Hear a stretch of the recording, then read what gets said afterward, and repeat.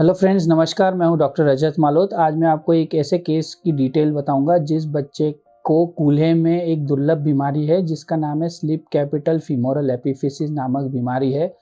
और इसका हमने सक्सेसफुली इलाज किया है। ये पेशेंट बीकानेर के रहने वाले हैं और इनके बच्चे को कूल्हे में दर्द हुआ तो इन्होंने लोकल इसमें दिखाया डॉक्टर को। और वहाँ पे चूँकि कूल्हे का दर्द कई बार घुटने की तरफ आता है तो उसको घुटने की तकलीफ समझकर वहाँ पर उसका प्लास्टर किया गया, किंतु 2 या 3 हफ्ते के प्लास्टर के बाद भी पेशेंट को कोई आराम नहीं मिला। तो पेशेंट ने फिर दूसरे डॉक्टर को दिखाया वहीं पे, और वहाँ पे फिर जब उसके कूल्हे का एक्सरे कराया तो उसमें ये SCFE नामक बीमारी को पकड़ा गया। फ्रेंड्स, स्लीप कैपिटल फीमोरल एपिफिसिस एक प्रकार की ऑर्थोपेडिक इमरजेंसी है बच्चों की। यदि ये टाइमली डायग्नोज न हो तो ये टाइम के साथ बढ़ती है और धीरे धीरे पूरे कूल्हे को ये डैमेज कर सकती है। इसके खून का दौरा जा सकता है। तो मैं ये कहूँगा कि अगर आपके बच्चे को स्लीप कैपिटल फीमोरल एपिफिसिस नामक बीमारी डायग्नोज होती है तो आप तुरंत प्रभाव से स्पेशलिस्ट से कंसर्न करें।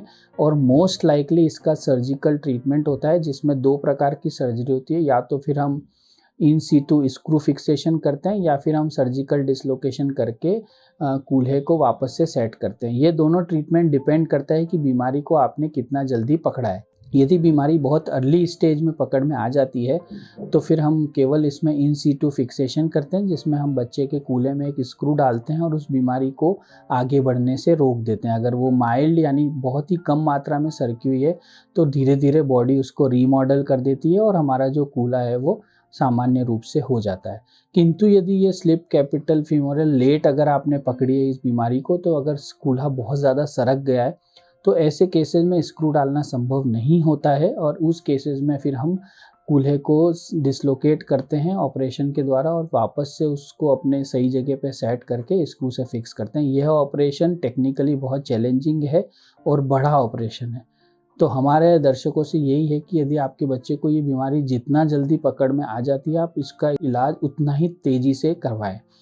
ये बीकानेर का जो पेशेंट है इसको 2 से 3 हफ्ते हुए थे इस बीमारी में, और ये जब हमारे पास पहुंचा था तो इसकी जो बीमारी है वो माइल्ड यानी थोड़ी थी और थोड़े से थोड़ी ज़्यादा थी, मतलब वो मॉडरेट लेवल पे थी।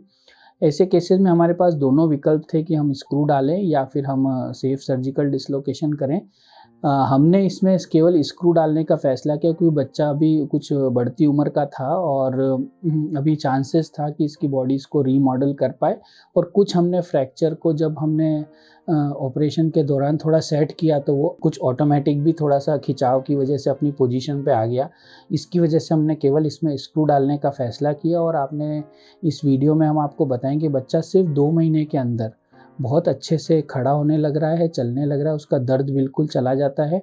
और हम उम्मीद करते हैं कि 6 से 8 महीने में हम इसके एक्सरे करा के देखते रहेंगे। यदि बच्चे को कूल्हे का जो एवीएन वाला प्रॉब्लम होता है जो कि इस बीमारी का मोस्ट कॉमन साइड इफ़ेक्ट है, अगर वो नहीं होता है तो बच्चा पूर्णतः ठीक हो जाएगा और रूटीन अपनी सारी एक्टिविटी इंक्लूडिंग स्पोर्ट्स 6 महीने के बाद कर पाएगा।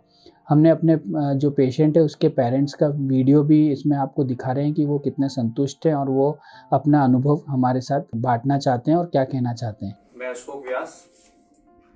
मेरे बच्चे का अप्रोक्सीमेटली 2 महीने पहले घर में गिरने से हड्डी में डैमेज हो गया था।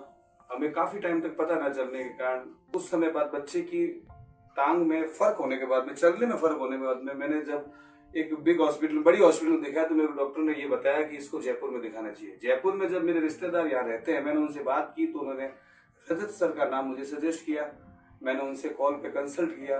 मैं उनसे बात करने में इतना संतुष्ट और सेटिस्फाइड हो गया था कि मुझे वहीं से ही ऑपरेशन करवाना, ये मुझे उनकी बातों से पता चल गया था। काम की तो बात की थी, लेकिन जब मैं यहाँ आया तब ऑन द स्पॉट उन्होंने मेरे बच्चे की तकलीफ को देखते हुए जब उन्होंने मेरे को रिजल्ट दिया, 1 घंटे के अंदर उसको ऑपरेट किया यहाँ आने के बाद लेट नाइट, जो वो कभी नहीं करते, उनकी सुविधा में नहीं है, लेकिन मेरे को उन्होंने ये सुविधा दी। इस सुविधा के लिए मैं उनका धन्यवाद देता हूँ। आज मेरा बच्चा 1 महीने के बाद में, ऑपरेशन के बाद में, काफी कंफर्टेबल महसूस कर रहा है, चलने में कोई दिक्कत नहीं है।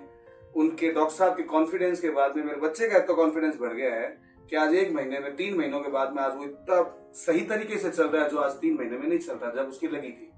मैं इस अस्पताल का और इस अस्पताल के स्टाफ का और डॉक्टर साहब का सबका धन्यवाद देता हूँ। बच्चे से संबंधित या किसी से भी संबंधित हड्डी का कोई भी रोग हो वो रजत सर से कंसल्ट करें, जरूर करें। धन्यवाद। तो दोस्तों, स्लिप कैपिटल फीमोरल एक प्रकार की इमरजेंसी है और इसमें आप बिल्कुल भी डिले ना करें, कोई दो विचार ना करें। जो भी स्पेशलिस्ट आपको राय दे रहा है, आप इसमें तुरंत से उसकी राय को मानें और अपना जो भी डिसीजन है ऑपरेशन का, उसको कराने का निर्णय लें। फ्रेंड्स, मैं हूं डॉक्टर रजत मालोद, मैं इस बीमारी का स्पेशलिस्ट हूं। यदि आपके बच्चे को स्लिप कैपिटल नामक कोई बीमारी हुई है तो आप हमें कांटेक्ट कर सकते हैं। जयपुर में हमारा मल्होत्रा हॉस्पिटल है और हम यहाँ पे काफ़ी सालों से ऐसे बच्चों का सक्सेसफुली इलाज कर रहे हैं। धन्यवाद।